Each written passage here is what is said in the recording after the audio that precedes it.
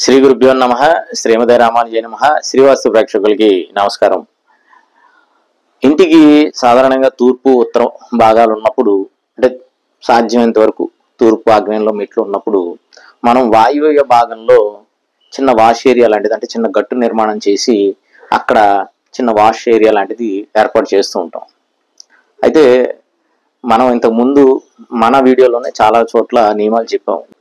చేసి గృహ నిర్మాణం అంటే గృహం లోపల ఈశాన్య భాగం ఎలా డౌన్ ఉంటుందో, చుట్టూ భాగం అంటే గృహం చుట్టూ అంటే మెట్ల భాగం కావచ్చు, సందులు కావచ్చు, ఏదైతే మనం చుట్టూ సందు ఏదైతే వదులుతామో ప్రహరీ లోపల, వాటిలో కూడా నియమాల ప్రకారం ఈశాన్యాన్ని మనం కొద్దిగా డౌన్ గా ఉంచాలి. చాలా మంది ఏం చేస్తున్నారంటే వాయు భాగంలో ఈ వాష్ ఏరియా ఏదైతే నిర్మాణం చేస్తారో అది ఖచ్చితంగా 4 నుంచి 6 అంగుళాలు డౌన్ చేసి ఏర్పాటు చేస్తున్నారు. ఖచ్చితంగా వాయు విభాగంలో వాష్ ఏరియా ఏర్పాటు చేసినప్పుడు ఫ్లోర్ లెవెల్ అనేది సమానంగా ఏర్పాటు చేసుకోవడం అనేది మంచి పద్ధతి. దానికి ఇతరత్ర మార్గాలు, అది డ్రైనేజ్ అక్కడి నుంచి పైపు వాటర్ వెళ్ళే సోర్సెస్ ని మీరు వేరే విధంగా చేసుకునే అవకాశాలు ఉంటే దాని ప్రకారంగా చేసుకోండి.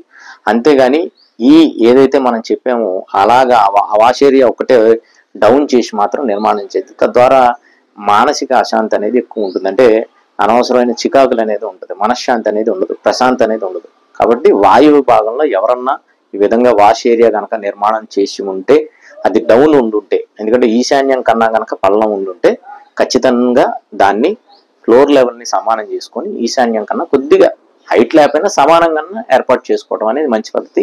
ఆ వాటర్ వెళ్ళే సోర్స్ని మీరు ఏ విధంగా దానికి మనం చేసుకోవాలో ఆ విధంగా చేసుకొని బయటికి పంపించుకునే విధంగా చూసుకోండి. జై శ్రీమన్నారాయణ. వాస్తు సంబంధించి మరిన్ని విశేషాలు తెలుసుకోవడానికి, మీ ఇంటి ప్లానింగ్ మరియు వాస్తు సమస్యలు తెలుసుకోవడానికి మా ఛానల్ సబ్స్క్రైబ్ చేయండి, లైక్ చేయండి, అలాగే షేర్ చేయండి.